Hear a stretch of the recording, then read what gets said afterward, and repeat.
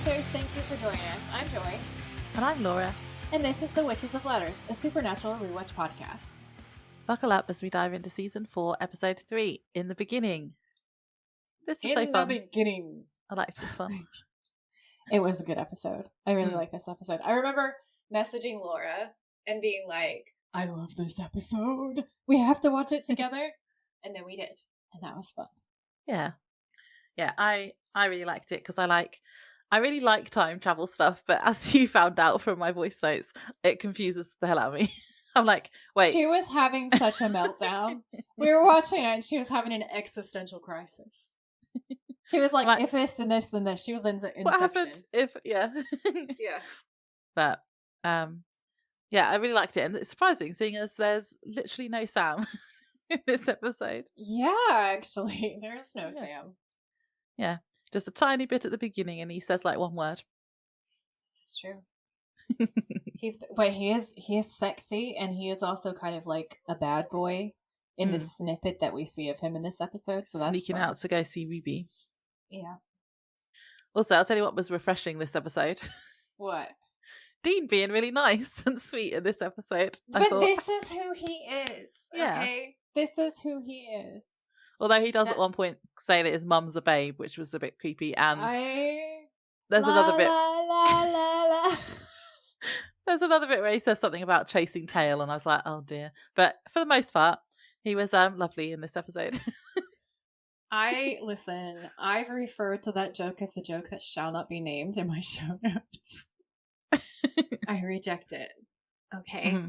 I feel like we have an understanding of who Dean is as a person, and I feel like that's not it. I think they were trying to be real funny, and they should be ashamed because that's a gross joke.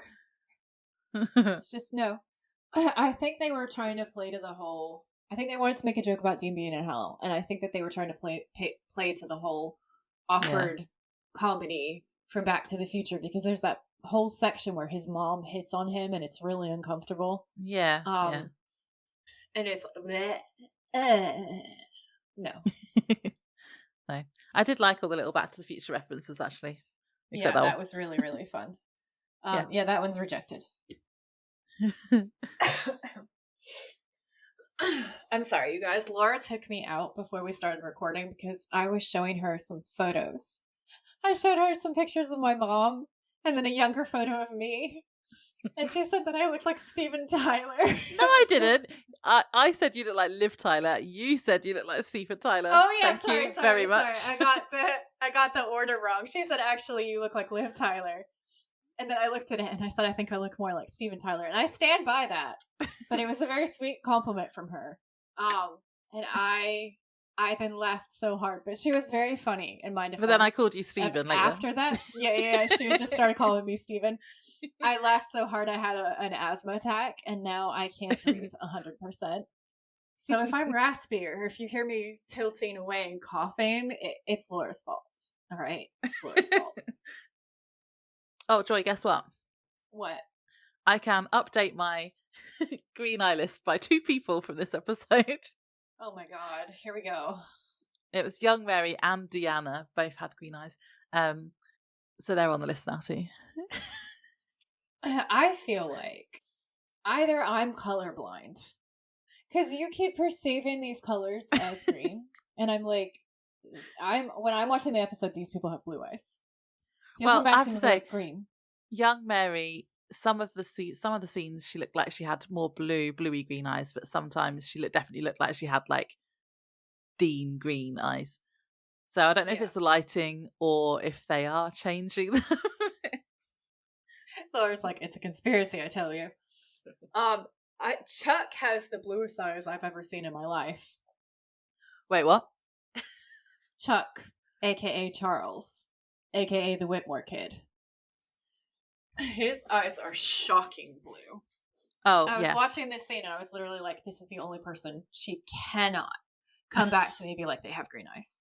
Because his eyes are so obviously blue. Yeah. That there's no way. But yeah, so we're adding to the green-eyed conspiracy theory, I see. Just because I know how much you love it. Because I'm thrilled. This is like the equivalent of when I come to her and I'm like, so and so looks like so and so, and she's like, no, no, they do not. Like, shh. Hey, we both do that. We do both do that. We do not see people the same way at all. Okay, fine. It's like when you go, Joy, and I'm like, yeah, and you're like, Joy, do you know what my favorite line was? And I'm like, what? And you go, it was rats of the world. The rats are like the rats of the world. It's that energy. That's the same energy. Mm-hmm. With this episode, I had like my overall thing that I wanted to ask you about was what you think about the reveal that it's Mary's side of the family where all the hunting stuff came from, rather than John. Okay, well, no, it makes sense to me because in season 1, it's made really clear, season 1 or season 2, it's made really, really clear that John was not a hunter, but that Mary gets killed and he goes out looking and he finds hunters, presumably Bobby, right? Yeah. And then he learns and he gets trained. So he finds Bobby, Ellen, and he gets into the life, right? So when I first watched this, I was like, oh shit. That's so cool. Because young Mary is like Buffy. Yeah. So that there are genuine Buffy vibes, and I thought that was very cool. I thought that it was fun to see a female character from back in the day be so opinionated and hardcore and fun because it's set in the 70s. It's set during the women's lib movement. And I really like her character. Normally, I would be like, oh no, she's boring. All she wants to do is have a family. And that bores me. So I'm going to be so honest about that. Like, normally, she wouldn't be the kind of character that I would really care about. But she actually really won me over because she has more depth and layers. Like, she is, I feel like, a well-rounded character. Like, when her dad makes the crack about cheerleader and stuff and she laughs it off. I think that was supposed to tell us as an audience that she's not your average girl. Yeah. In terms of like the quote unquote normal interests of the time period, right? She's not interested in bad boy hunters because Dean is the epitome of bad boy hunters. And I know that we know that they're family, but she doesn't know that they're family, okay? So I feel like it's supposed to just show us that, like, she's not interested in that. And John, as a character in this episode, is sweet apple pie. Yeah. Right? He's been to war. He's been through hell because he would have served in Vietnam for this time period. And he still wants a fairy tale life and a happy ending, and he wants to keep her safe and he wants to just care for her, and he is like the polar opposite of the John that we see in the future when he's been broken by grief. And the juxtaposition is so cool to learn that Mary is the original badass. And also watching this episode, she has so many Dean traits in this episode, or I guess Dean has many of her traits, you know? It was really cool to see that. And I love her for that. I love her for not being one-dimensional. She doesn't just want to run away and like live a life away from monsters. She's clearly somebody who's been raised in the life, and she does care about people, but she just wants a chance to breathe and be herself and go to bed at night and not be scared and experience love and have kids and not have those kids know about monsters. Yeah. Because I think she feels that her parents did wrong by her. And she wishes that they could have gone off and had like a gentler life. So I think that's where Sam gets it from, right? Like we can see a lot of Sam's traits from Mary also. But I thought it was an interesting mixture between like softness and steel that I normally don't go for or appreciate as much as maybe I should. But I really appreciate her character. Yeah. It's funny you say like about the wanting a boring life or whatever, because when you think about it, her current life, because she grew up as a hunter, Yeah. that the boring life is still the rebellion from her family. True. So she's still got that rebel quality, but it's to do normal things. That's actually a really good point. And again, it gives me Buffy vibes. When she has all those rants, she's like, I just want to care about boys and nail polish. Yeah. Like, yeah. Can I please just live a normal life? And that's her version of rebelling in her storyline. Yeah. So yeah, it's a really great point that you raise. I did. I actually watched this episode 3 times in the end because I ended up watching. I found there was a commentary track on the special features, so I watched it once with that as well. But the first time I watched it, I felt it was a bit weird that it was Mary's family that were hunters, because I just think of it as being a John thing. But on the last time I watched it, I was like, no, I like Mary in this. I like her backstory. It's also such a plot twist from the norm that we would expect, because normally we would expect for the violence and the monsters to come from the dude side of the family. But in this instance, they flip the script. Yeah. Yeah, and I do have a comment later about like how different John is. But I'll save that for then. Okay. I love it when you tease us with comments. She's like, I have something to say about this, but not now. I did also, just because I mentioned the commentary track, I have some fun facts in this episode that are from that instead of IMDb today. And it was, the commentary track was Kripke and the writer of the episode, Jeremy Carver. And so I'll be talking about some of those throughout. But the first thing is that they definitely confirm what you said about Castiel being based on John Constantine. I am a comic book nerd, and I'm very happy and very proud to be a comic book nerd. Pat myself on the shoulder. Okay, so my Easter eggs for this episode are going to be few and far between because we're so far away from Kripke content. So they're more like small fun facts spread out throughout, which means that I have a little bit of room for some fun behind the scenes stuff at the beginning. So that's what I'm going to do now. So I sent Laura a video of Jensen at a con from last year talking about how he took baby home, and it's stupid. I don't want to get emotional about it, but I do just a little bit because it's so cute. Okay. He took baby home and asked them to do a couple of things to the car because it wasn't really running, because also him and Jared are nightmares on set. Like, I say this jokingly, but they took the lights off of the car because they would fuck around so much. They had to disable the horn because they would fuck around so much and not film the scene. Same with the radio. They had to like do something to unhook the radio because they were just an absolute nightmare. Like, they're such class clown vibes. So you can see that happening, right? So he takes baby home and he takes her into the local mechanics, and he said that he had them update it so that it could be child safe. So he's like, first things first, like, make it safe for my kids, because she so don't want to get emotional, but it's so cute because he said so many times how in a way he's Dean and Dean is him. Yeah. And there's things I can't say because it's spoilers, but what I will say is that it's extra cool to see Jensen get to like take baby home and trick her out and have a family life.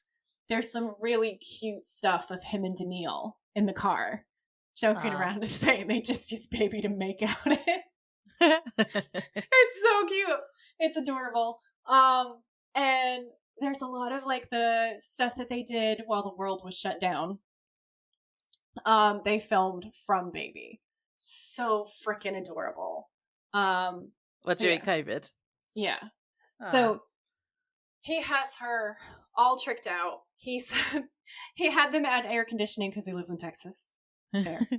And he also had them put in like a Bluetooth jack. So just thought to point out, he didn't like it when Sam did that. He said he douched it up. Sam did douche it up. Okay. But his was all on display. It sounds like Jensen made it very discreet. Jensen put it in the glove box. But yeah, I thought that was, I was telling this to Laura earlier and she said he douched it up and I died laughing.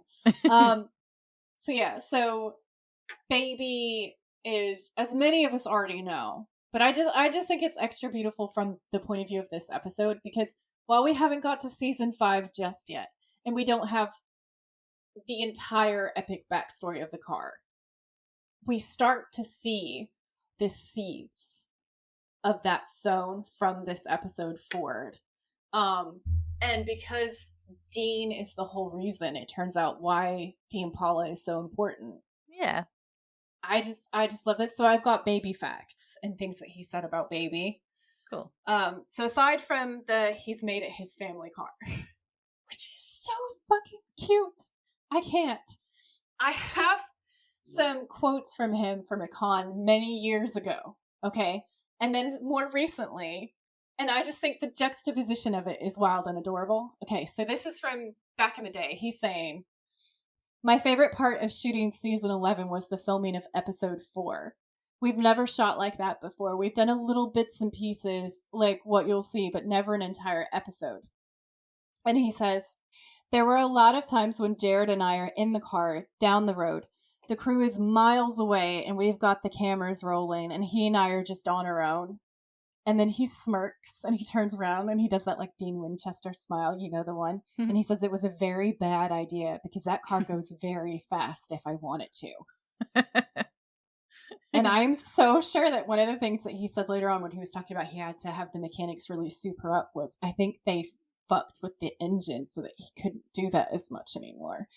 Because I remember there were a few cars, because there was more than one car. There were a few cars that were just literally like for rolling from point A to point B that weren't like properly functional. And then there's the Impala that's like, I think they also like turned her down a couple of notches because of Jensen's tendency to do this from time to time. And then they must have had to tune her up when she had to do the faster scenes.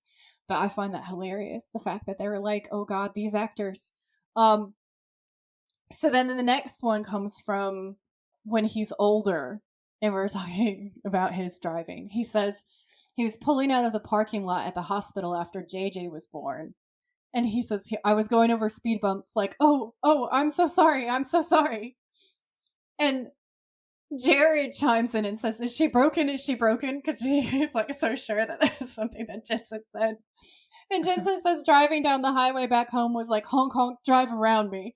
Because he was driving so slowly to get his baby home from the hospital. Aww. And I think it's so cute, the difference between him being like, I can go real fast if I want to going so slowly. He was like, just go fucking around me. I don't even care. That was so cute.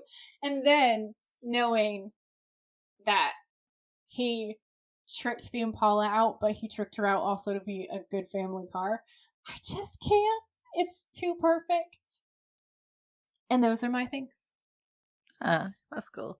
Well, as you brought it up, I actually have one of because you said about the cars, I had a fun fact from the commentary, which I might as well put in because it's about the car. So Jeremy Carver asked Kripke how many Impalas there were, and there was 4. So there was 2 that were actually roadworthy, one that they kept on the stage for night driving scenes, and then one that was all in parts so they could do like a shot from the trunk looking at them or stuff like that. So it was like cut into 3 or 4 bits, he said. So there was 4. Yeah, because I'm pretty sure Jensen got baby. Yeah. And Jared got the other car that could run. Because they both have a baby. One. Oh, yeah. Cool. That's cute. It is the best. Shall we synopsize and go into the episode? Yeah. So this is season 4, episode 3, In the Beginning. The original air date for this episode was October 2nd, 2008. Dean is sent back in time to his hometown in April 1973 by Castiel, who tells him to, quote, stop it. That's all we get. He encounters a young John Winchester and encourages him to buy the Impala, and later meets Mary, discovering his parents are dating at this point. Dean also meets his maternal grandparents, Samuel and Deanna Campbell, and finds out that they are hunters. Samuel tells Dean of a job he's working where a local farmer died under mysterious circumstances. Later, Dean questions the family and finds out the son made a deal with a yellow-eyed demon, and he realizes this is Azazel and that it must be him he's tasked to stop. Using John's journal, Dean locates where he thinks Azazel will strike next, steals the Colt from its owner in 1973, and then goes to confront Azazel. But the demon takes a shine to Mary, and Dean decides he has to come clean about his identity to Samuel to try and save her. Samuel believes him, but only because he's now possessed by Azazel. Azazel kills Deanna and Samuel and goes after Mary, still in Samuel's body. He kills John, forcing Mary to make a deal to bring him back. Dean doesn't stop it in time, and Mary makes the deal. Dean is brought back to the current timeline, and Castiel tells him he couldn't have changed it anyway, as it was destiny. He just sent him back because he wanted Dean to know everything that he does about Sam and Azazel. Yep. Backstory. Dun, dun, dun. Yeah. But yeah, so cool. Time travel. Time travel. So we open at a motel. Dean is asleep on the bed, using his jacket as a blanket instead of actual sheets, I noticed. Sam sneaks out to meet Ruby and they drive off. And I wrote, I want to know what they're doing. As Ruby says, ready? And Sam says, definitely. But I guess we'll find that out next episode because it's like a two-parter, isn't it? Yeah. Oh, and I had a side note, which I know we talked about when we were watching this, that the decor wall thing in the motel today looks like bird feeders on chains. Okay, so I random. Also have notes. Because I figured it out. The penny dropped after we had that conversation. And I was like, the motel theme is Azazel. There's all these menacing patterns, and the prop bar thing is bejeweled yellow lamp things like his eyes. So the theme is yellow-eyed demon. I also wrote, Sam is sexy when he's committing crimes against Dean. And can I just say, is backlit in red. Because he was backlit in red when he goes to sneak out. Ooh. And then I was like, oh, Ruby has a muscle car. So she has a 1971 Mach 1 Mustang. And the license plate reads HVU2W8. This car will appear in multiple episodes. This is definitely Ruby's car. And I thought it was cool and kick-ass. And I also thought it was fun because I broke down the license plate because HV could be like high voltage or high velocity. And then you have U28. So I was like, oh, U2 weight. And there are some plot twists. And I thought that could be I don't know if they meant to do that, but they are weird like that. Like they like little license plates, like built in things, don't they? So I thought maybe there is a message there. Ooh. Fun. Thank you. But yeah, that's all we get of Jared. And also on the commentary track, right, Kripke said that Jared spent this entire week in Hawaii. Oh, vacation. Yeah, well, he said apparently at the time fans thought that he was not in it because he was doing reshoots for Friday the 13th, the remake, the film he was in. But it wasn't that. They genuinely thought that Dean needed to be on his own for this episode. So Jared went on holiday. Nice. Good for him. Very nice. Yeah. So we cut back to a sleeping Dean who looks like he's having a hell nightmare or a flashback. Oh, yeah, he definitely is. Then he wakes up and Castiel says, hello, Dean. And Dean makes a joke about him being a creep watching him sleep. And then Castiel just ominously says, you have to stop it. And when Dean asks him to stop what, he puts his fingers on Dean's forehead and he's propelled into the past. Yep. Like a rocket ship. Yeah. So yeah, it's like, well, stop what? That's not very helpful. No, Cass is not good with the direct answers, as we will discover in this episode. Yeah. So Dean's like on this bench asleep and a cop tells him he has to move. And I did notice that people were walking behind him in like 70s clothing. And I was like, ooh, I wonder if they're in the past. And Dean gets his phone out and has no reception, obviously. So he goes to the diner across the street. And he sits next to a guy at the counter and asks where he is. And the guy tells him Lawrence, Kansas, and asks if he's okay. Oh, and there's a Star Trek joke. I thought you might want to put that one in. I do want to put that in. Firstly, what you need to know is this young man is hot. Okay? He's very handsome. And he has Winchester vibes. Okay? And so Dean's asking where he is. And he tells him Jaybird's Diner. And Dean says, yeah, thanks. I mean, City and State. And this guy is like, wow. And he says, Lawrence, Kansas. And Dean's like, Lawrence? And he says, are you okay, buddy? And Dean's like, yeah, tough night. So the nice young man orders him coffee. Dean pulls out his cell phone and asks where he can get reception. And this guy is like, the USS Enterprise? And I went, Star Trek! And those are my exact notes. And then Dean sees Reg bringing the coffee over. Reg is the waiter who's working in the cafe, and he looks extremely 70s. And he's like, "You know, Sonny and Cher broke up, right?" And then the young man who Dean's been talking to, who's very nice, looks at him with these puppy dog eyes and says, "Sonny and Cher broke up." I was like, he's shook. Aww. And I just want us all to know that John Winchester. Like very upset by the fact that Sonny and Cher might have broken up. Yeah. Aww. And then Dean has the penny drop moment because he sees the headline of a newspaper that says Nixon accepts resignation. And the date is April 30th, 1973. Yeah. And Dean goes, 73? Like, he's freaking out. I had a couple of fun facts here. So you brought up the guy that looks really 70s, and this bit was hilarious in the commentary track. So Jeremy Carver said that originally he went a bit hard on the whole 70s vibe and he wanted everyone dressed like that guy. Like really over the top 70s. But Kripke told him no. And it was funny because they were joking around and Kripke said it would have looked like Saturday Night Fever. And then Jeremy said that he practically had Dean rolling into the diner on roller skates at one point. And they were it was really funny, the whole conversation. Oh my God. I would pay money to see that. Me too. I want to see him on roller skates. Yeah. That was good. Also, I had a little side note myself to say, do you think that this set, the diner set, was the motel set? Because they had one of those dividing walls that keeps changing. And I was like, is this the same set? Oh, I bet it is. Because it's like, you know, the thing that had like the bird feeder things on it before in the motel. Yeah. They now had like blue diamonds and white circles. It's like the same sort of wall thing, unless they just have multiple of those. But I thought that was interesting. Yeah, for sure. It is interesting. I don't know because I wasn't paying that close of attention. But probably because when I've seen the behind the scenes stuff, they have huge warehouses of like what looks like snap box type sets where they have moving parts that they can just kind of put together quickly and take down quickly. So I wouldn't be surprised if it's part of a kind of rolling set. So then another man walks in and says, "Hey, Winchester," and both Dean and the man look around in unison.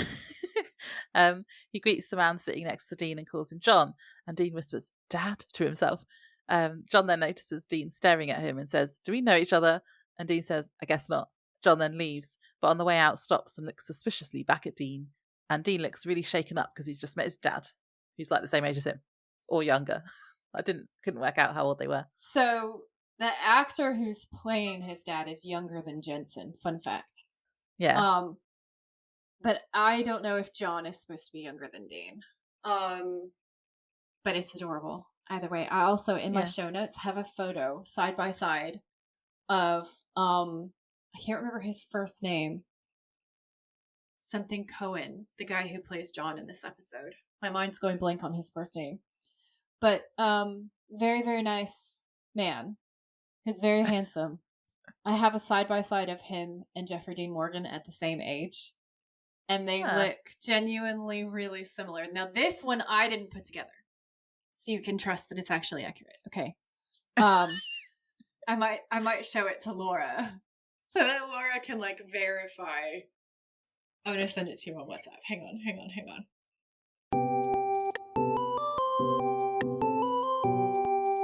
Jeffrey Dean Morgan is a very, very handsome man, isn't he? Right? I know we say that we've said this like every time he's been on this show, but he is so hot. He's so good looking, but young Jeffrey Dean Morgan is a god.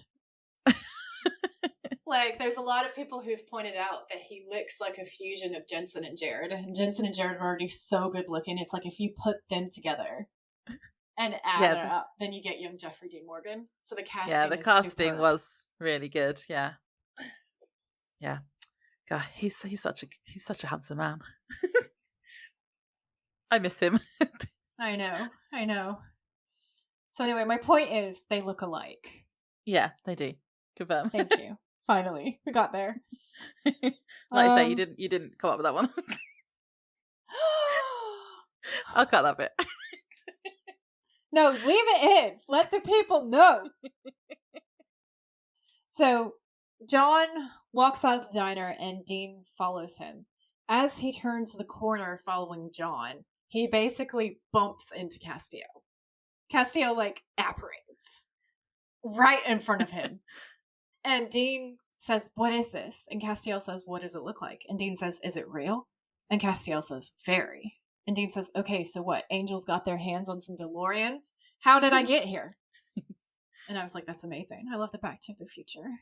Yeah. And Castillo says, "Time is fluid. It's not easy, but we can bend it on occasion."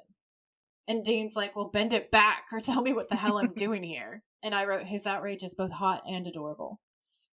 And Castiel says, "I told you, you have to stop it." And Dean's like, "Stop what? Huh? What? Is there something nasty after my dad?" And he turns the corner because a car horn goes off. But when he turns back, Cast is just gone.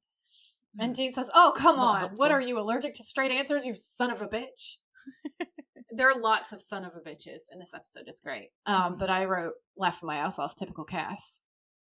And then I was like, we're about to learn that Dean is the reason why Baby is the car. So we cut to John trying to buy a VW camper van originally. The salesman is offering to take some money off, so John agrees. And when the salesman goes in to get the paperwork, Dean tells John that that's not the car he wants, and he's leaning on Baby, and tells him he wants this car instead.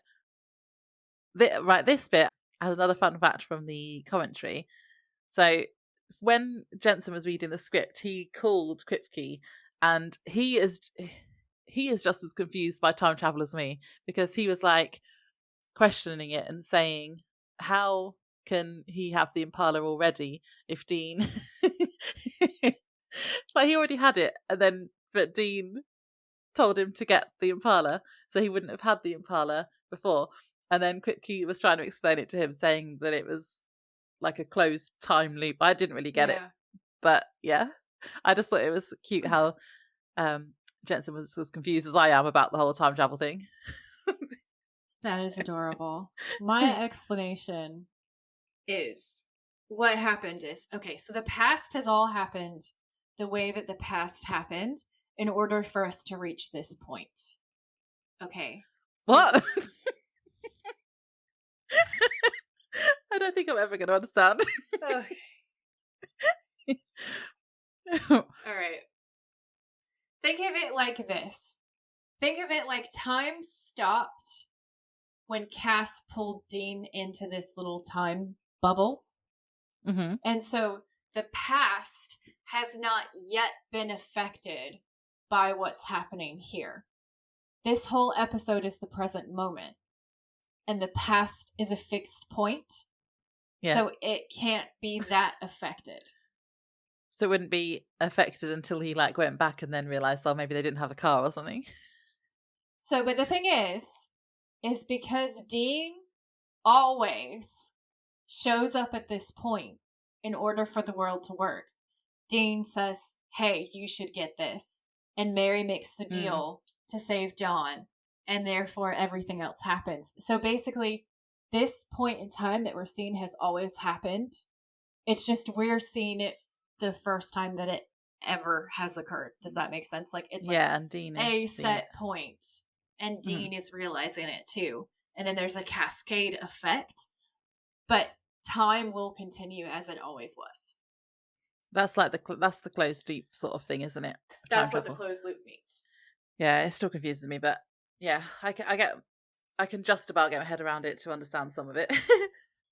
It blows my mind. It hurts my head. Timey-wimey. Mm-hmm. So Dean is leaning on the Impala, And John asks if he's following him. And Dean says no, he was just passing by, but he wanted to thank him for the diner. And he says he was a little out of it, and John says more than a little. So Dean says, this is the one you want, and he pats the hood of the Impala. And John says, oh yeah, you know something about cars? And Dean nods his head and looks kind of nostalgic and dewy-eyed, and it's magical. And Dean says, yeah, my dad taught me everything I know. And this is a great car. It's such a beautiful moment. So he opens the hood and he leans in, and John leans in next to him, and he says, this is a 327 4-barrel, 275 horses, a little TLC, and this thing is cherry. And in my notes, I wrote, I love this part. And John says, you know, man, you're right. And Dean nods and looks over his shoulder at the van, and he's like, what are you buying that thing for? And John says, I kind of promised someone I would. And this is very sweet, too, because what we realize is Mary wants to escape.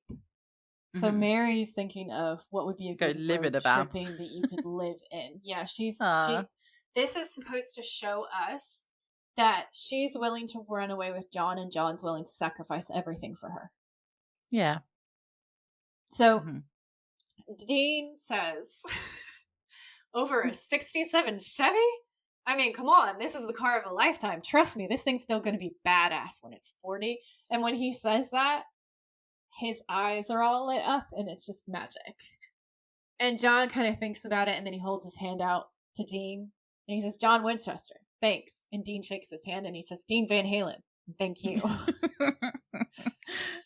I wrote, this is so beautiful. And then I wrote, it turns out that Van Halen was just forming, because this episode is set in 73, and they only got together in 73. So that's like a cute little time reference.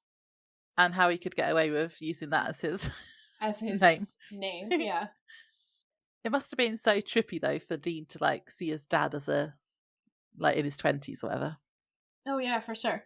And it's also so beautiful because it's this once in a lifetime opportunity to actually get to know John as a human before all the things. Yeah. Because he would have had a little bit of time as a kid when it was him and his mom and his dad, and he had a good childhood for a minute. But I think that gets so damaged by everything that happens after. This John, he's never met, he's never seen. This is John untouched by tragedy. This is who his dad would have been for him if this stuff hadn't happened. And this is the first time that Dean ever gets to know him. That's like them, because when he then asks Mary about him later. But I said, I'll come to that. That's when I've got my notes about all of this. Yeah, I really like that scene too.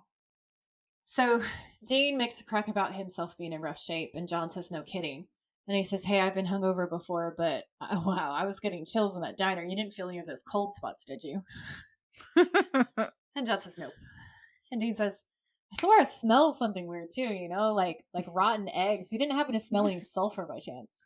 And John's like, no. And Dean says, no.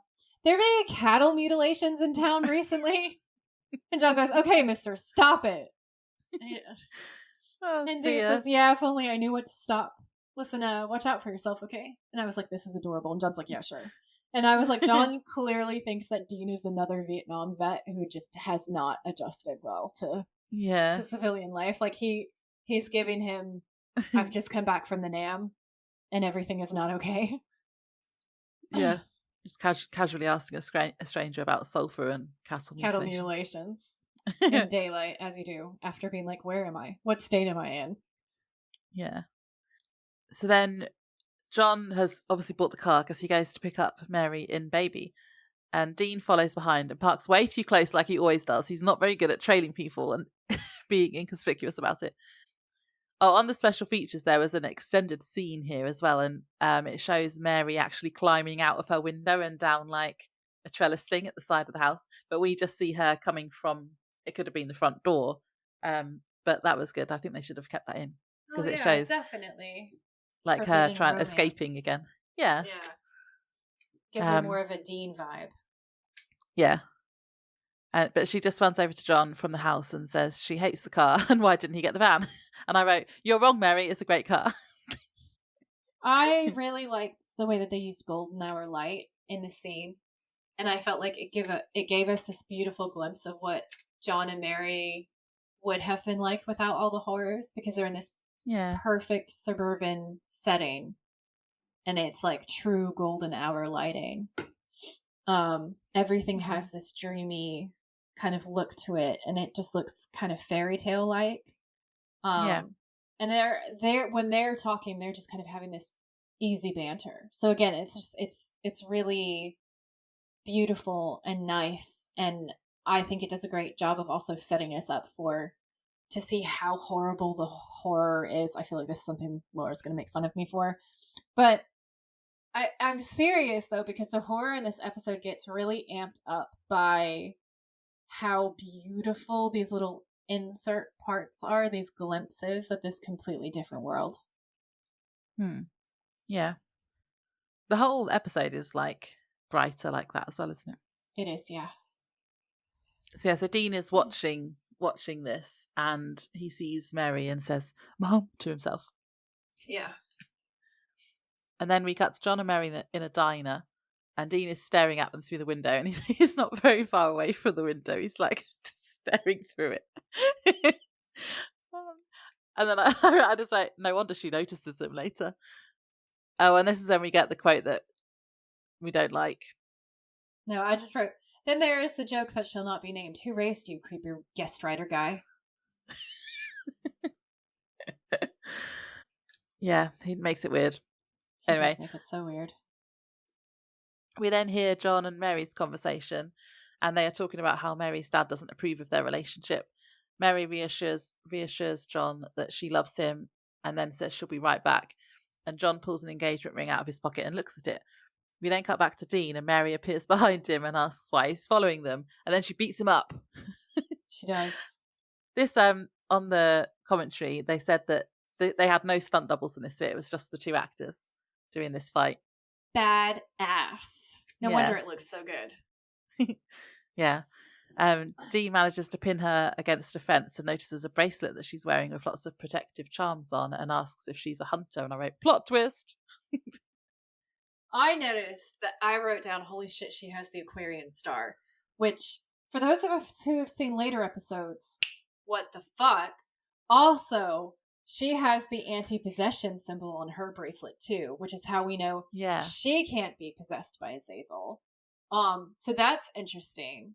I also wrote, I love that we learned that Dean gets the menacing appearing from nowhere Batman ability from Mary, and also a lot of his natural like fighting reactions and other reactions, because she is so Dean in this fight, and she really like fucking knocks him for 6 for most of this fight too. Like, it's hardcore and awesome. And I love that. And I also love how shocked he is when he sees the charm bracelet and he realizes that she's from a family of hunters. And I was like, it makes sense though, because clearly Mary hated this and never said anything to John. Yeah, never brought it up. Although I do have a question about that when it comes to the end and what happens, because surely John must know something at the end. Anyway, we'll come to that at the end. Okay. I did notice the bracelet though, and because I don't obviously know what the star thing is, but I know that we had it on our season 1 artwork. It's super so I know fucking important to the show, and it was invented in the show. Yeah. So, like, I know it's to do with our like why our name is what our name is. Yeah, the fact that it's all the way back at the beginning of season 4 is insane. Yeah. I will understand that one day. Yeah. Sorry, not sorry. Okay. So, it's the Campbell's house and it's nighttime. John and Mary pull up in the Impala. John asks if he's going to see Mary later, and she says, if you're lucky. And I was like, that's a Dean line. They kiss. Mary gets out of the car, and as she approaches the house, Dean appears from nowhere. And Mary says, Dean, right? I'm not sure you should come in. And Dean says, you can trust me. I mean, come on, we're all hunters, right? I mean, we're practically family. Da, da, da. And Mary says, yeah, the thing is, my dad, he's a little, and Dean's like, oh, I gotta meet him. And Mary says, you've heard of him? And Dean says, clearly not enough. And then we cut to the inside of the Campbell house. And we find out that Mary's dad is Skinner from the X-Files. He is. It's I never know how you say his name. Is it Pileggi or Pileggi? Mitch Pileggi. No idea. Your guess He's is cool as good anyway. as mine. Yeah. I think it's Pileggi. I don't believe that I've ever realized that he was Skinner until Laura was screaming in the voice notes that it was Skinner. And I feel like what it is he's super tanned in this episode. And Skinner usually looks like he's a basement dweller, so I did not put two and two together. He doesn't he has glasses in X-Files, doesn't he? He doesn't have glasses in this, and like he doesn't have like the weird 90s hair. Yeah, he looks well, very sort of, different. but yeah. He tests Dean's hunter knowledge, asking how to kill vampires. But it's a trick question. So Sam says, so you're a hunter. Well, tell me something, Mr. Hunter. You kill vampires with wooden stakes or silver? And Dean says, neither. You cut their heads off. And Mary smiles. And Deanna also kind of smirks in the background, by the way. And Dean says, so did I pass your test? And he's like, yep, now get out of my house. And Mary says, Dad! And Samuel says, I don't trust other hunters, Dean. I don't want their help. I don't want them around my family. And Deanna's in the background, and she says, knock it off, Samuel. And Samuel says, he's a hunter. And Deanna walks into the room and says, who passed your little pop quiz? And now I'm inviting him to dinner. Are you hungry? And Dean says, starving, because Dean is always hungry. Yeah. Deanna says, good. I'm Deanna. You've met my husband, Samuel. Now wash up. And Dean looks at Mary, accusingly, curiously. And he says, Samuel and Deanna, because he's realizing that he's named after his grandmother. He's the girl. And, yeah, he's the girl. And Sam is named after his grandfather. And he's like, what the fuck? He goes, really? And my note says, I love the matriarchy. Yeah. Because Mary named Dean after her mom. And Dean is always telling Sam that he's the girl. Yeah, it's a good turnaround. But Dean's the girl. Yeah. Also, Kripke says that his wife's name is Deanna, and she'd been annoyed that he hadn't named a character after her yet. So now God. He did. Then he did. She dies immediately. Rude. Yeah. So then they're having the dinner, and Samuel asks if Dean's in town working on a job. Dean says maybe. And Samuel asks what that means. And Dean says it means he doesn't trust other hunters either. And then does one of his hot smirks. And sexy. Mary asks Dean again why he was following her and John. And he says he thought something was after John, but he doesn't think that anymore. Deanna and Samuel make a comment about, can you imagine John being involved with spirits or something like that? And Mary catches a look that Samuel makes and she challenges him about it, and then he calls John a naive civilian. And I just laughed at that. It's funny.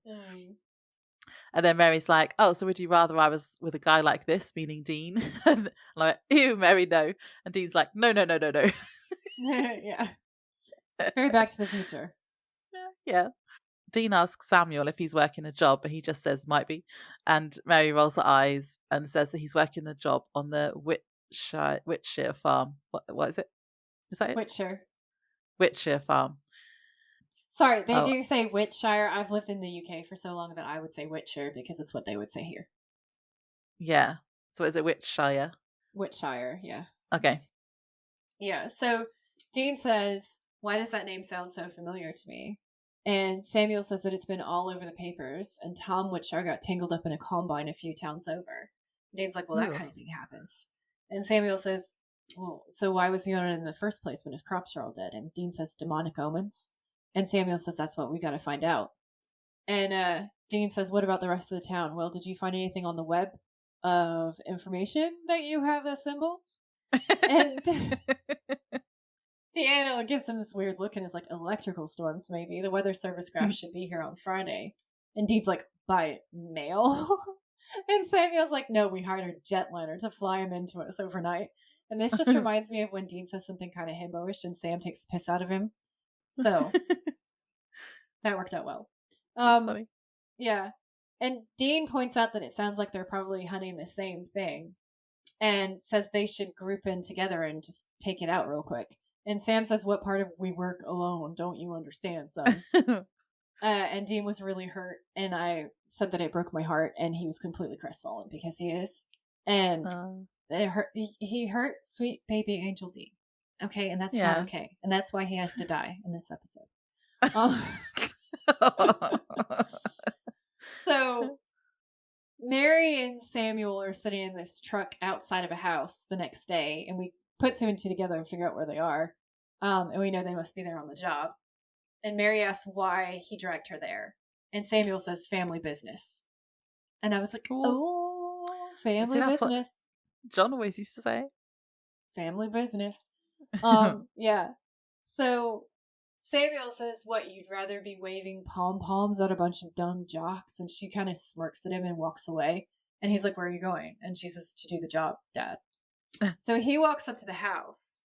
This is my thirst trap of the episode, by the way. Dean opens the door dressed as a priest. Thank the Lord. Okay.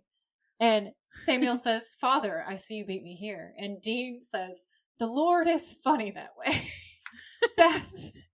Beth Witcher, this is my associate, our senior priest, Father Cheney. And the subtext is Dean saying to him, you are old and slow. Yeah. And I laughed so hard. So they're talking on the doorstep, and Samuel offers his condolences, and Beth says, thank you. And Dean says, Mrs. Witcher was just telling me about Tom and how normal and ordinary things were the day before his death. And Samuel says, I see. So you didn't notice anything unusual, ma'am? And I wrote, why, Samuel? Why? Because he's just being an ass. Like, Dean literally just said there's nothing out of the ordinary. Samuel, being like an alpha dog, is like, I'm going to have a pissing contest immediately and say the same thing and just ignore everything you've just said. So Beth, in response to this bullshit, says, you mean like my husband's guts fertilizing the back 40?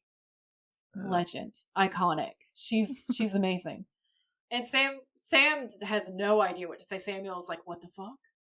And Dean finds this all hilarious.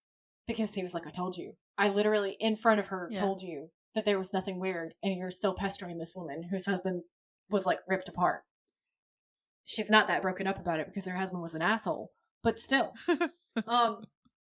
So Dean pats Samuel on the back on his way down to walk past him, like, haha, bitch.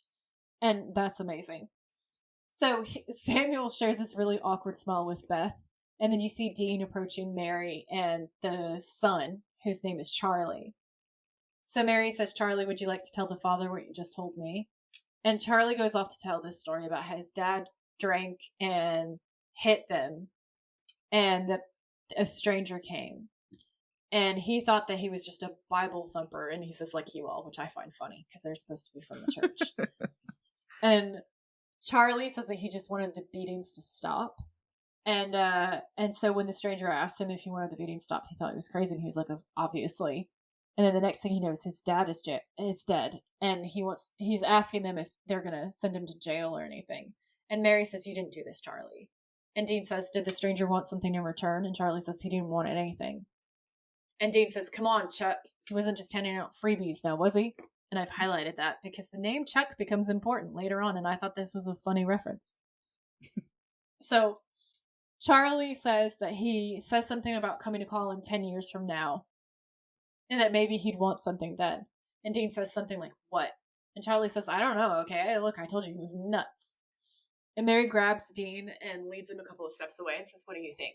And Dean says, I think he just pimped his soul to a demon and he doesn't even know it. So they turn back, and Charlie asks what the stranger looked like. Charlie says that he was 5'10", white, and normal looking. And Mary asks if there's anything else, and Charlie says there was one thing, and Dean says, what? And Charlie says, it's just the light hit his eyes in a weird way, and for a moment I could have sworn, and Dean interrupts, and he says, what, that they were black or red maybe? And Charlie says, no, they were yellow, pale yellow. And Dean looks over at Mary, and my notes I just wrote, dun dun dun. So yellow eyes. Scary, scary, bad business. Backstory business. So we're back at the Campbell's house. Dean and Samuel are talking. Samuel is saying no one's ever heard of a demon with yellow eyes. And Deanna is really aggressively chopping bananas in the background for some reason. I noted this because I thought it was really random, because she's just like chop chop chop chop chop. But in the commentary, they said that they actually she did a whole load of like knife skills while she was chopping this fruit salad up. Yeah. Because she's a hunter. And that's the only bit that was left in. So it kind of looks weird, but I think they should have left that in. I think they should have left it in. I mean, I picked it up because that's what I wrote down in my notes. I have that she's in the kitchen chopping bananas, which is funny because fruit salad in America is slang for crazy, and so is bananas. So she has bananas that she's making into fruit salad while they're telling Dean that he's insane. It is really funny. And then you get to see her knife skills while she's doing the bananas and the fruit. We mostly see her with the bananas, but she also makes this big deal about like taking the knife out of the kitchen with her because Dean's getting really worked up, and she's thinking it might come to a fight. So she's clearly carrying the knife with her. And I thought that part was really, really, really cool. Like I'm skills. angry that they didn't leave in the other knife skills because that would have been extra cool. So yeah, I didn't make the reference until they said that. I was just like, that was a weird way to cut bananas up. And this is when I noticed she has green eyes. Dean says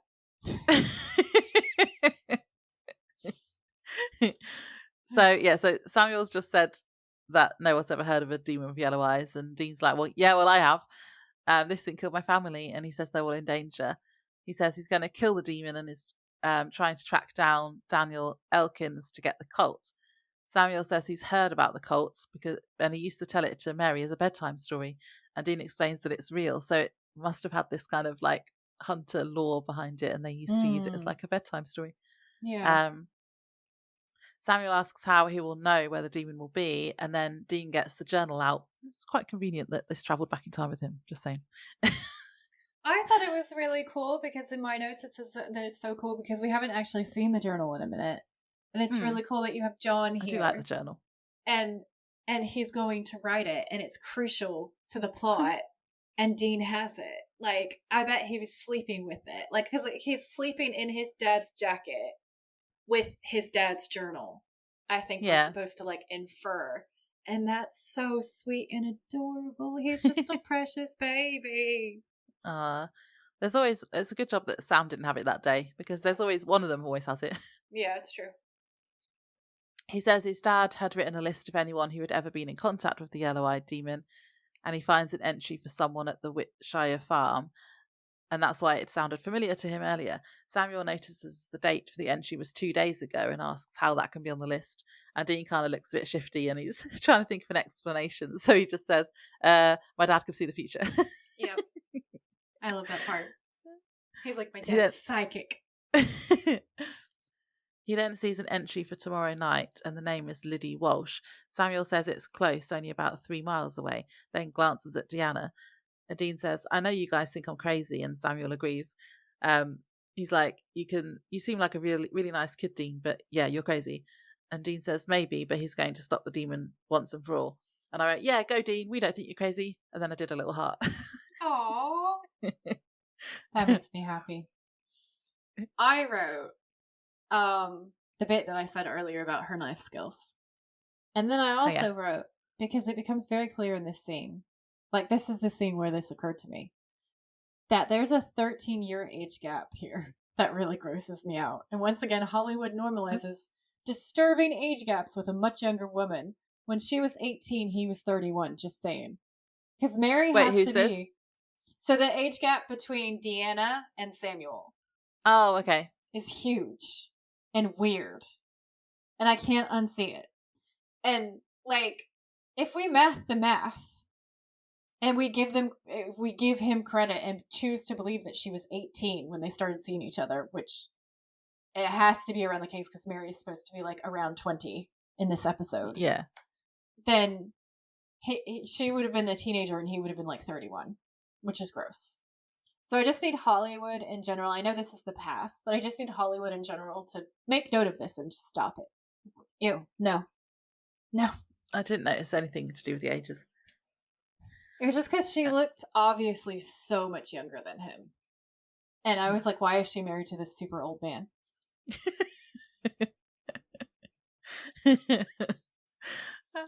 That was my rant. Thank you for coming. So Dean leaves, but as he goes, he stops to say bye to Mary, who was looking through records in another room. He tells her that for what it's worth, he likes John, and he thinks that they're meant to be. And then he asks what John is like.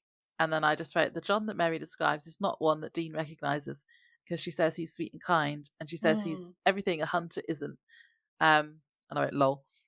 And this is where I wrote, it's kind of sad, actually, to see what Mary's death did to John, because it completely changed his personality and hardened him to the world. And obviously then Dean only ever knew that side of his dad, which is really sad. Yeah. My notes say she loves music. She has Sam's hope and faith and belief that you could find someplace safe in a world full of monsters and still have a beautiful life. And John was that kid too. Young and war-torn, but still hopeful and brave and kind. Yeah. Yeah, it's just really sad. I actually cry later on in this scene. Yeah. She says she thinks that John's going to ask her to marry him, and she's happy about this because she wants to get out of the hunter life, and she hates it. And she says she wants a family and wants to be safe. And this is also sad, knowing what happens to her. And she says the worst thing she can think of is for her children to be raised as hunters. And I wrote, uh-oh. And then this is the bit that made me cry. So he then says, can I tell you something? And he says, even if this sounds really weird, will you promise me that you will remember? And he says, on November 2nd, 1983, don't get out of bed. No matter what you hear or what you see, promise me you won't get out of bed. And he does that single tear thing that he does. Yeah. And I was crying. I literally was crying. You can't not cry during this scene. No. It's too emotional. And he does it so well as well. Yeah. It's really sad. Although that must have really freaked her out, because like this kid is telling her like, yeah, something that's happened, it hasn't happened yet. Yeah. I write down, this is so layered, because we know now that Mary always wanted Dean to be safe, and Dean desperately wants to save Mary. And okay. Because it's what Laura was saying with the emotion and why you cry, because you have to process the fact that she's going to die. And she's not just going to die. She's going to die ugly and brutal and horrible. She's then going to haunt that house and then save her children again and sacrifice herself again.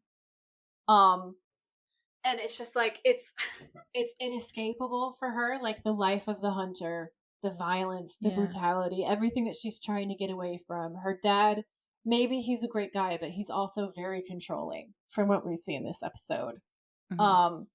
She just wants to get out. And it's all these traits that we see in her that we know and love from Sam and Dean that makes it so brutal, because she loves music like Dean. She wants a family and a separate life like Sam. She has a softness to her and a curiosity and an intelligence like Sam. She has Dean's dropping from nowhere and kicking butt in a fight and just throwing fists. You can see all of the potential for what could have been if things had been different, and it just makes it so much more sad. Yeah, it's sad because two things. One, Dean never knew his mum, because he was like what, 4 or something when she died.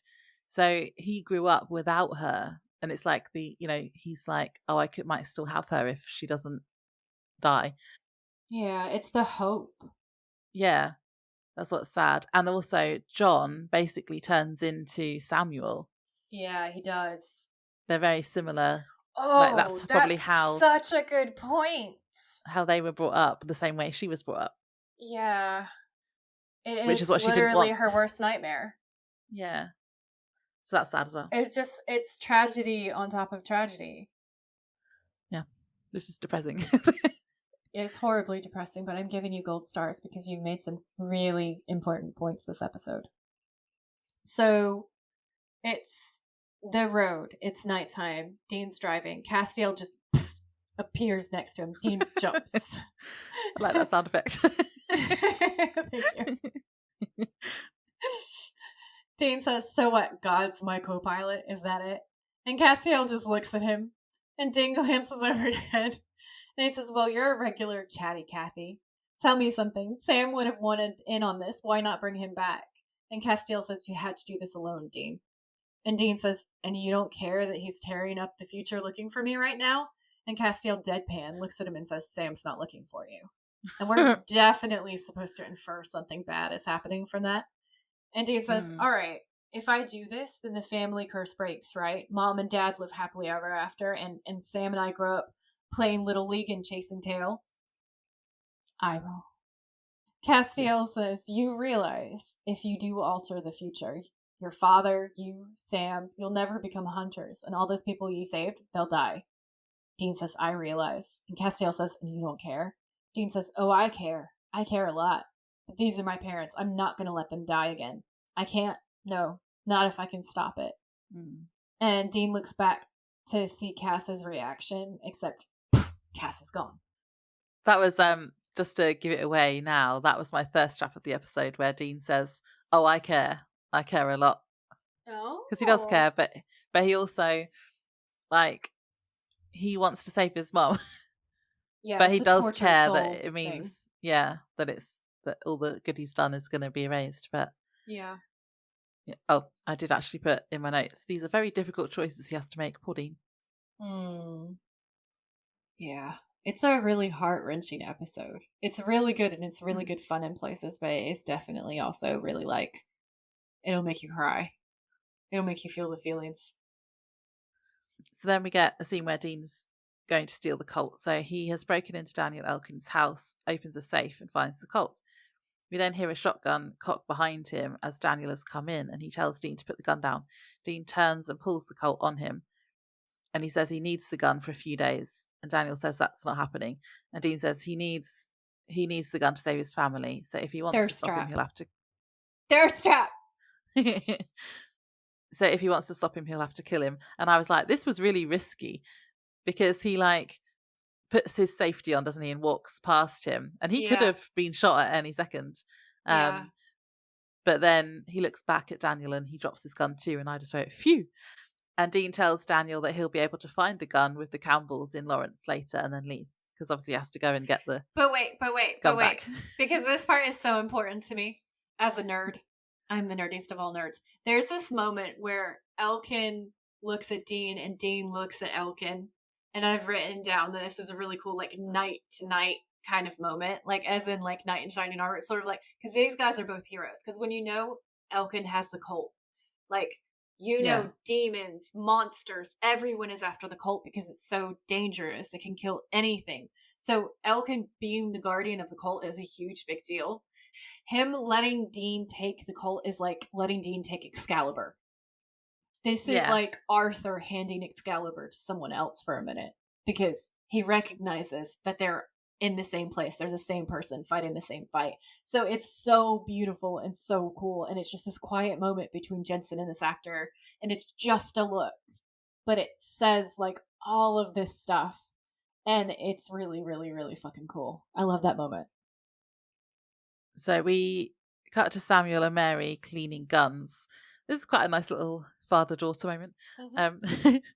Mary asks if Dean said where he was going, and Samuel says that he was going to kill a demon. And Mary scoffs at this and says, kill a demon? That's impossible. And Samuel agrees. And she asks where and when. Samuel tells her, and she says Liddy Walsh is a friend of hers and they need to help her.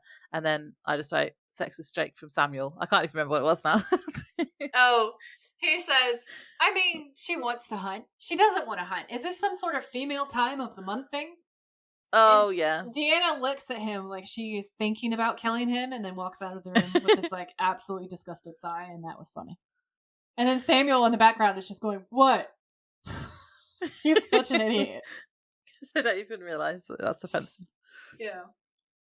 Oh, so then we cut to Liddy and Yellow Eyes, and his pseudonym is Dr. Brown, and I wrote, like, Doc Brown, Back to the Future, and then this was actually confirmed on the commentary track. I totally missed that. Oh, you're amazing. I was like, no way, he's Doc Brown. And then I was like, I don't know if that is an actual reference or not, but they did confirm it on the commentary. Very cool, very cool. So there's a doctor talking to Mary's friend Liddy, saying that the cancer has metastasized. And he only says his, but we're obviously supposed to assume that it's like her father. Yeah. And she begs him to do something about it. And the doctor says, well, there is one way. There's a cure, actually, but I need your help. And she asks what she has to do. And he says, nothing. Just in 10 years, I'm going to come to you and ask you for something then. And she's like, what? And he says, nothing you'll miss. And then his eyes flashed yellow. The door bursts open. Samuel enters. He shoots they call him the Yed, like we were doing last time, Yellow-Eyed Demon, Yed. He shoots Yed in the chest. Liddy screams. The Yellow-Eyed Demon's eyes open and Samuel cocks the shotgun again. The Yellow-Eyed Demon waves his hand and Samuel's shotgun flies across the room. Liddy's like, ah! She's not live, laugh, love it. This is not a good day for her. So the Yellow-Eyed Demon waves his other hand. Samuel flies backwards and gets pinned into the wall behind him. I think he slams into a mirror, too. And Liddy screams, oh, God. And the Yellow-Eyed Demon says, hold that thought. And then he goes up to Samuel, and Samuel says, you son of a bitch. And I'm like, this is obviously a family phrase. This is in the DNA. Okay? The Yellow-Eyed Demon leans into Samuel, but turns around abruptly because Mary is standing behind him with a raised knife. He tries to grab Mary as she slashes down and says, hello there. She slices him with the knife, and Yellow-Eyed Demon says, where the hell have they been hiding you? Mary keeps attacking. The Yellow-Eyed Demon grabs her arm, and she drops the knife. She punches him. And she's really getting him. Like, it is awesome. And Azazel says, I like you. You've got a lot of spunk. And Mary kicks him super hard. He manages to grab her leg and then slams her against a wall. Samuel shouts, Mary! And at this point, where we're starting to get worried about her because the tide's turning, is when Dean bursts in with the Colt drawn. So Azazel pulls Mary in front of him as a human shield. And Dean's screaming, let her go. And Azazel is shook. And he says, where'd you get that gun? And Dean cocks the Colt and nods to Mary, who breaks away from the Yellow-Eyed Demon because they have this silent signal between them. She manages to just bust out. He aims the Colt at Azazel's head, and naturally he chickens out because he doesn't want to die. He's a demon. No. So black smoke explodes everywhere and goes up into a vent in the wall. Because that's where Demon Dust's favorite places to go. It has to. It's the law. Demon Dust law. So Dean says, damn. And you can tell that he is upset because he missed the shot. Like, he had a shot to kill Azazel and stop everything and change everything, and he didn't do it. So then Dean and Mary have a conversation on the way to leave. And Dean's grilling Mary and says, Mary, what else did he say to you? And Mary says, I told you just that he liked me. And then she looks horrified and terrified, and she says, what did he mean by that? She's like freaked out, isn't she? She's super freaked out because there was a weird overture in that tone. Bleh. So I get it, you know. So then Samuel joins them on the lawn and he says, Liddy's a strong kid. She'll be fine.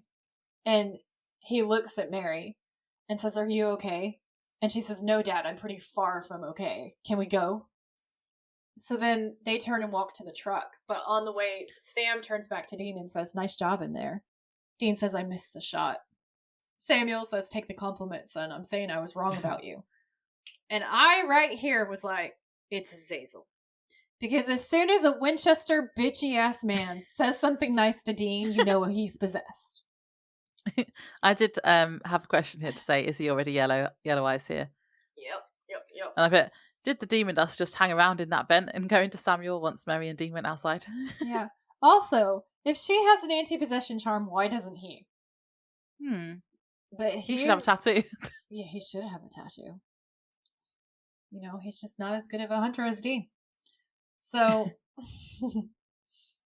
Dean looks at Sam after he gives him that compliment, and then to the truck where Mary goes, and looks back at Samuel, and he's obviously really upset, and then he says, we need to talk alone. Because he hasn't managed to kill Azazel, which means that Mary's really in danger, and also Azazel has seen the Colt, which hadn't happened before, right? So he's like, oh, fuck. So we cut to the Campbell's house, and Dean's explaining to Samuel that they have to kill the demon now or Mary's going to die. And this is really interesting when you know that Samuel is Azazel and you read it from that point of view. Because he says, what? How do you know that? And then Dean pulls out the journal. And says, I just do okay. And Samuel says, when? And Dean says, I don't know, maybe today, probably years from now, but it's happening, trust me. And Samuel says, so what are you, some kind of psychic now too? And that's funny because of the psychic kids. Mm. I think it's funny because of how he always... I wrote in my notes, Dean says no, because that would make him a freak. And we know he's no freak because he always calls Sam a freak. Yeah. So Dean says that what he's going to say next is going to sound a little... And then he says, actually, it's going to sound massively, massively crazy. And Samuel says, okay. And Dean says, Mary is my mother. Samuel is, excuse me? And Dean says, and I am your grandson, and I know what the hell I'm talking about. And Samuel looks at him like, shut the fuck up. And he says, you want to run that by me again, son? And Dean says, my real name is Dean Winchester. I was born on January 24th, 1979. My parents are Mary and John Winchester. And Samuel says, I don't have to listen to this. And Dean says, Mary gets killed by a yellow-eyed demon in 1983, and I think what happened tonight, I think this is the moment that he caught her scent. Now, if we don't catch this thing now and kill it, and it gets away, then Mary dies. So I'm asking you, please. And he's actually begging, which we do not see from Dean very often. So no. It's this beautiful moment. We then cut to outside of the house. Mary runs up to John and throws herself into his arms. And John asks if she's okay. And she says, you promised you'd take me away. And John says, of course I did. And she says, do it now. And so John opens the door of the Impala and Mary climbs in and he shuts it behind her, looking really concerned. And I just wrote, Buffy. So then we cut back to the Campbell house. And Dean's arguing with Samuel and saying, how did I know about the Colt, huh? How did I know about the yellow-eyed demon? Or where it would be? I'm not making this up, Samuel. And Samuel says, every bone in my body is aching to put you 6 feet under, but there's something about you, I can't shake it. Now, I may be crazier than you, son, but I believe you. Which is extra hilarious when you know he's Azazel.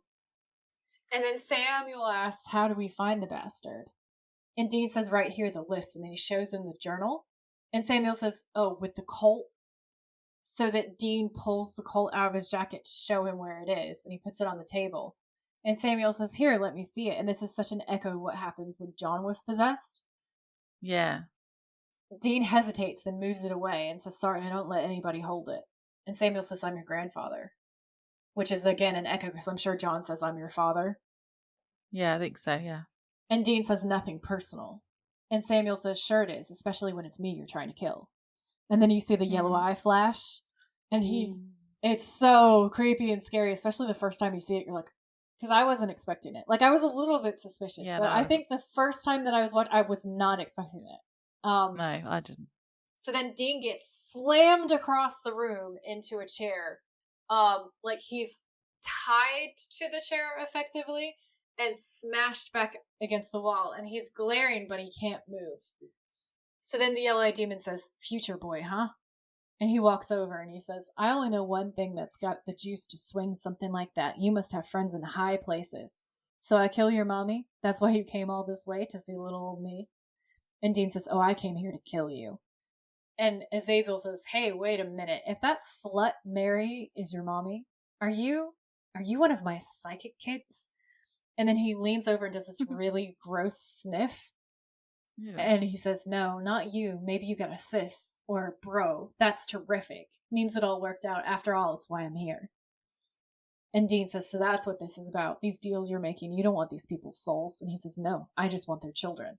And it's truly terrifying and so creepy. Like, I've never seen this actor act a villain before, but he is scary as fuck when he's playing a bad guy. He is scared.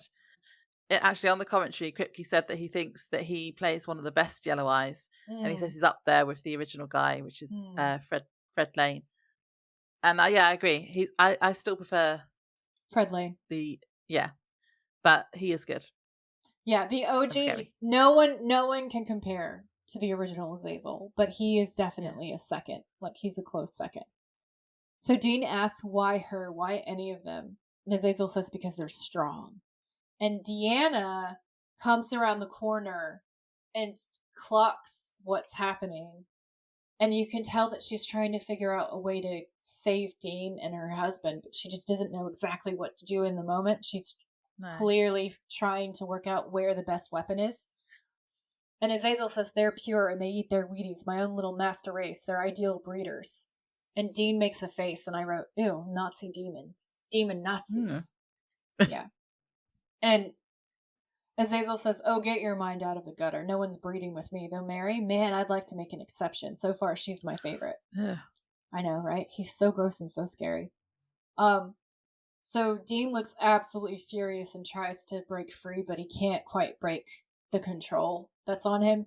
So Deanna starts creeping around the corner at this point, and Dean says, why make the deals? And Azazel says, I need permission. And she creeps behind him into the other room. And Azazel says, I need to be invited into their houses. I know the red tape will drive you nuts, but in 10 short years, it'll all be worth it. Because you know what I'm going to do to your sibling? I'm going to stand over their crib and I'm going to bleed into their mouth. Demon blood is better than Ovaltine, vitamins, minerals. It makes you big and strong. And Dean says, for what? So they can lead your discount demon army? Is that your big plan? And Azazel says, please, my endgame's a hell of a lot bigger than that, kid. And Dean says, endgame? What endgame? And Azazel says, like, I'm going to tell you, or those angels sitting on your shoulder. No, I'm going to cover my tracks good. And this part's a thirst trap. Dean looks down and does like a Kubrick stare at him and says, you can cover whatever the hell you want, but I'm still going to kill you. And Azazel says, yeah, right, that I'd like to see. And Dean says, maybe not today, but you look into my eyes, you son of a bitch, because I'm the one that kills you. And Azazel says, but the thing is you can see this tiny flicker of fear. It's very well acted. It's this tiny little flicker of hesitation, doubt, and fear. But then he says, so you're going to save everybody, is that right? Is that it? Well, I'll tell you one person that you're not going to save.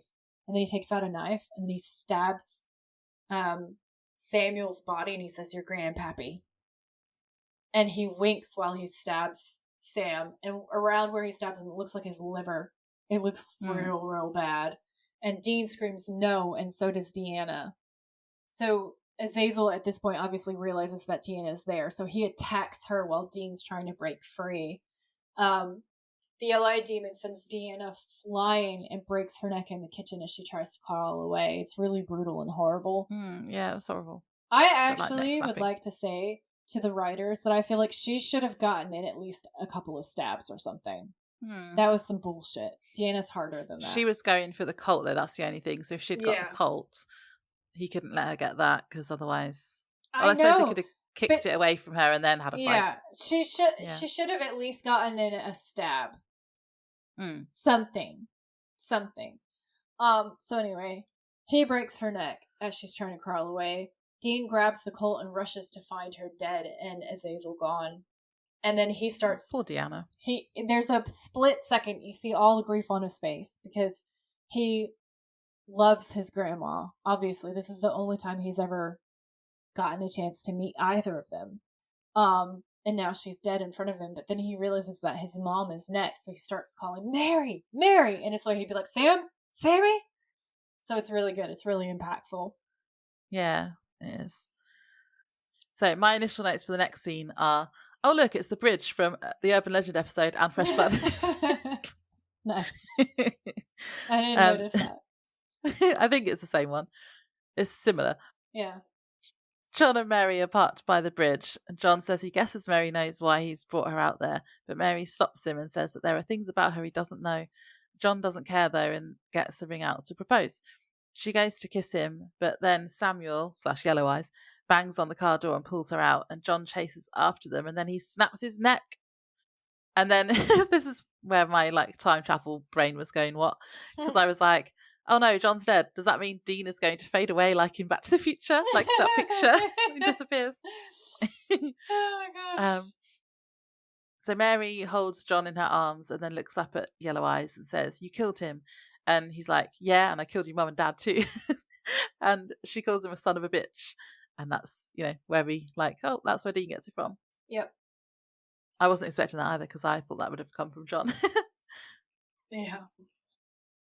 So, Azazel says, sticks and stones may break by modes, but they won't bring your family back either. And I was like, oh, that's so fucking dark. Mary says, I'll kill you, I swear to God. And he says, oh, let's not get nasty. And then he says, now look, we both said some things that we regret. Let's kiss and make up. Which is super fucked up because he's wearing her dad's corpse. Yeah. So Mary's crying while she's holding onto John's body. And he says, I'll tell you what, I'll arrange to have Loverboy here brought back breathing. And that made me think of Hades in Hercules. I love it. So Mary says, my parents too. And he says, nope, sorry, doll, that's not on the table. But think about it. You could be done with hunting forever. The white picket fence, station wagon, couple of kids, no more monsters or fear. I'll make sure of it. Which is so fucked up because we know he slaughters her. So like, it's horrible. The horror is horrible. And I stand by that, Laura. You can make fun of me. So Mary says, what? And all it costs is my soul. And he says, no, you can keep your soul. I just need permission. And she says, for what? And he says, bleed on your child. Yeah. In 10 years, I need to swing by your house for a little something, that's all. And she says, for what? And he says, relax. As long as I'm not interrupted, nobody gets hurt, I promise. Or you can spend the rest of your life desperate and alone. And she's just heartbroken and sobbing. And he says, Mary, it's a good deal. So what do you say?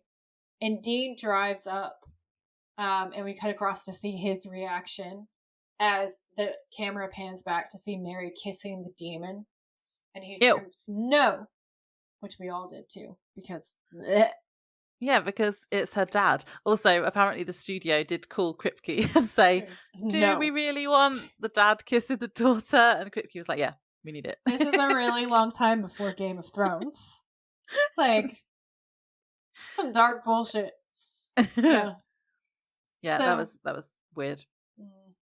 So Dean rushes forward with the Colt drawn, but before he can shoot the demon, the smoke bursts out of Azazel's mouth, and John comes back to life. And John says, Mary? And Mary says, John. And Dean and Mary exchange this look, and it's so tragic. And I wrote in my notes that I wonder if she knows. Because there's a comment that he made earlier, and then the comment that Azazel just made to her, and I feel like she knows that things are not going to end well. He said something about the future, so yeah. Do you think John had a hurt neck when he woke up? No. Demon magic. Because from John's point of view, he was about to defend Mary from Samuel. And then the next thing he knows is he wakes up on the ground. And her dad is dead. And her dad is dead. What did she say to explain that if John didn't know anything about hunters? So, okay, my thought process is, well, because he's just a dead dude. John knows nothing about any of this stuff. He just wakes up to there's a dead dude. All he knows is that he didn't know it was a demon. Her dad came and dragged her out of the car. Yeah. And then he's dead. Yeah. So what does he think happened? That Mary killed him? Well, so there's two scenarios here, which is either she tells him that he blacked out and killed him in a rage, but that it's okay and she still loves him and they'll go on the run because they were going to do that anyway. Or she says that's a bit mean. That, well, these are the only options that will make any sense. Mm-hmm. Or she says that her dad swung on him and then attacked her and she killed him to defend herself and John. Because those are the only options. But John isn't going to I don't know, that would be like, oh, so either I killed someone or you killed someone. Oh, let's just get on with our lives then. Well, yeah, I mean, it's dark, but it's not like he knows anything, is what I'm saying. Like, maybe she blames it on Dean. Why? You know that creepy guy that was hanging around? Dude. He just came out of nowhere and stabbed my dad while he was trying to kill us. Yeah. Yeah. I don't know. Is it for definite that John didn't know anything about hunting until Mary died? Yeah. That's canon. Okay. Because we find out in season 1 and season 2 that he went looking to try to figure out what was going on. So I feel like it's canon. I could be wrong. There's a lot of other seasons. I've had a lot of head injuries. But I'm pretty sure it's canon that John didn't know anything. Okay. Anyway, moving along. So after Dean and Mary exchange this look, Castiel appears beside Dean and places a hand on his shoulder. And when Mary looks up from John, Dean is gone. And I wrote, oh man, this is so sad. And then we see the inside of the motel, and I wrote, oh, the motel is 70s themed. 3 stars. So Dean wakes up, and Castiel is standing near the foot of the bed, and Dean sits up and he says, I couldn't stop any of it. She still made the deal. She still died in the nursery, didn't she? And Castiel says, don't be too hard on yourself. You couldn't have stopped it. And Dean says, like, what? Oh, thanks, Castiel. I know, right? Cass says, destiny can't be changed, Dean. All roads lead to the same destination. And Dean says, then why did you send me back? Which is fair, because why? And Cass says, for the truth, now you know everything that we do. And Dean says, what the hell are you talking about? And Cass looks at the empty bed, which hasn't been slept in at all. And Dean says, where's Sam? And Castiel says, we know what Azazel did to your brother. What we don't know is why, what his endgame is. He went to great lengths to cover that up. And Dean says, where's Sam? And Castiel says, 425 Waterman. And I am a nerd, so I Googled that. And it turns out it's a term in the Bible that's used to describe a state of comfort, freedom from burden, or relaxation. And I thought that was interesting. There is also an actual 425 Waterman, which is in Princeton, Texas, that I thought was interesting. That's actually a real house. It's a private house now, and it was built in recent times. So I kind of thought that was fun. That was a little bit like a Supernatural Predicts. I doubt that anybody who really knows that, because it's weird of me to have Googled it, but it is a real house that really exists somewhere in Texas. So Dean grabs his keys in his jacket, and Castiel says, your brother is headed down a dangerous road, Dean, and we're not sure where it leads. So stop it, or we will. Ooh. And then it's something they're going to kill Sam. Yeah, totally. Or they're willing to kill Sam. They're on the murder bus. Yeah, and this was a to be continued because it's a 2-parter. It was. And I was very tempted to watch the next episode, but I didn't. I was good.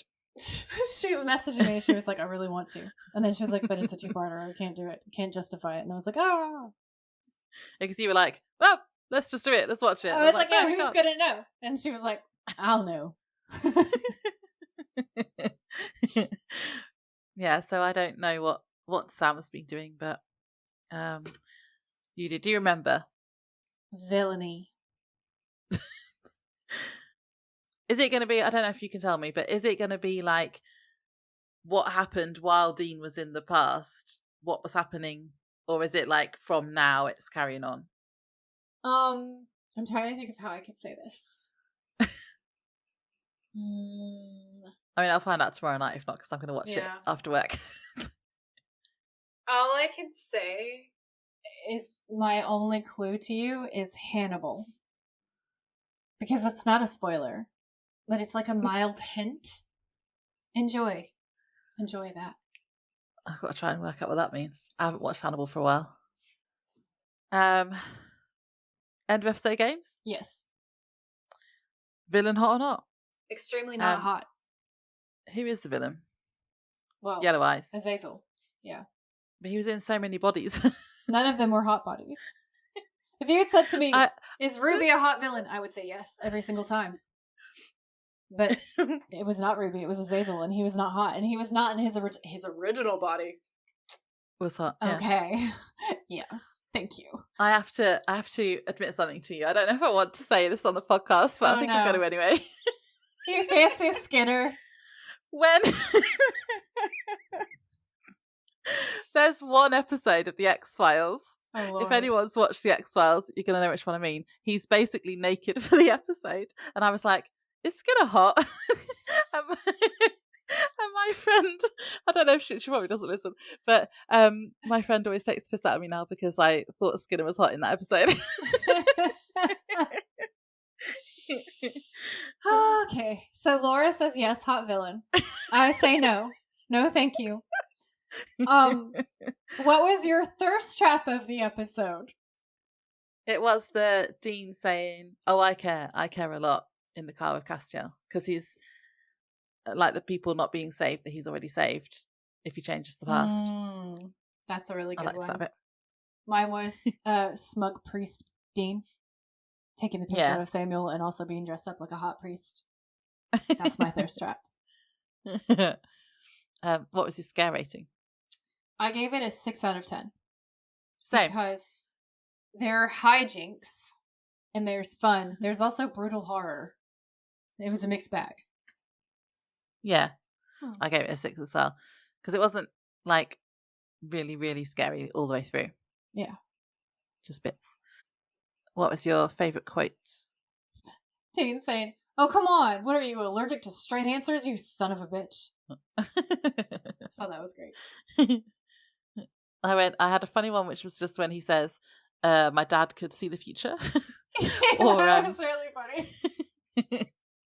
But I think my favourite one was when he says the whole, "Maybe not today, but you look into my eyes, you son of a bitch, because I'm the one that kills you." I thought about having a serious one, and I thought, nah. I did really I really, really struggled. I thought about that one because that is a cool fucking line. It has a kind of gravitas to it. It always makes me think of Casablanca, where he's like, maybe not today, maybe not tomorrow, but someday, soon, and for the rest of your life. But it's Dean instead threatening a demon. And he's like, maybe not today, maybe not tomorrow, but I'm going to kill you. And it's amazing. The delivery was good as well. Yeah. That's also a thirst trap. Yeah. No, I just can't get over what are you allergic to straight answers. That's funny. Yeah. Who's your MVP? I mean, Dean, right? Yeah.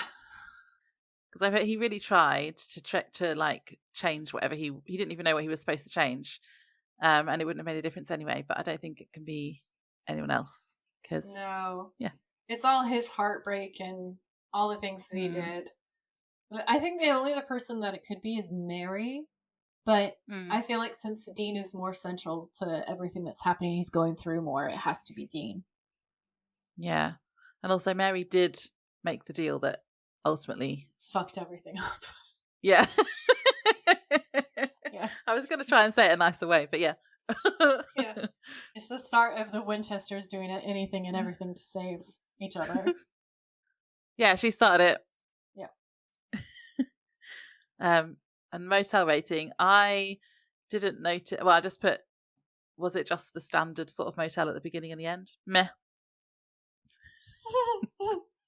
I gave it a 3 out of 5. I thought that the yellow-eyed demon references were cool, and I liked the fact that it was like a back in time 70s sort of a theme. So yeah, I gave it a 3 out of 10 because I'm not a big fan of 70s decor, but I thought that I quite like it. The design for the episode was fun. Yeah. Yeah, I think my meh means 3 because that's the middle. So yeah. I agree. 3 out of 5. And I have a question for you because next episode is episode 4, and as we found out in our wrap-up episode 4s usually suck. So is this going to be a good one? Or is this one going to suck as well? I feel like this one might break the mold. Let me just remind myself. Because we're going to find out what happened, what Sam's up to. Because I know what Sam is up to. I'm just trying to remind myself what... Because it's a 2-parter, I'm trying to remember what the first part of the 2-parter is. Oh, shit. No, that's a good episode. Okay. Yeah, that's a really good episode. Okay, so they have broken that. Episode 4 is rubbish. Yeah, I remember really liking that episode. I think it's funny though because I was listening to some of our older episodes for my notes for our wrap up, and I realized that a lot of the time what I say in my bit where you ask me what I thought of it is very different from what I end up saying when we actually rewatch the episode. There's like a whole bunch of like, yeah, it's amazing, and then we get to the episode and I'm like, this is a pile of shit.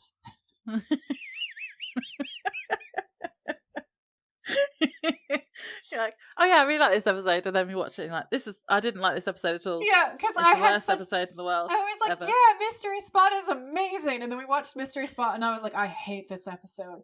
All this is torturing Dean.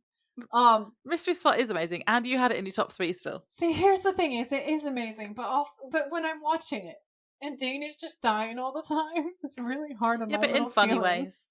ways. I love him too much. So yes, I'm excited to see the next one to find out what Sam's been up to. Naughty, naughty Sam. It's so British. Naughty, naughty Sam.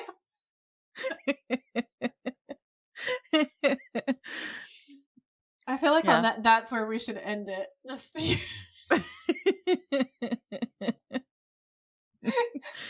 okay then, bye. Bye. Thanks for tuning in. If you like this episode, please rate, review, and subscribe. We would be very grateful. And if you know someone who would enjoy it, please share. You can find us on Instagram at the Witches of Letters Podcast, or you can email us at thewitchesofletters@gmail.com. Until next time, stay safe out there, have each other's backs, and always keep fighting.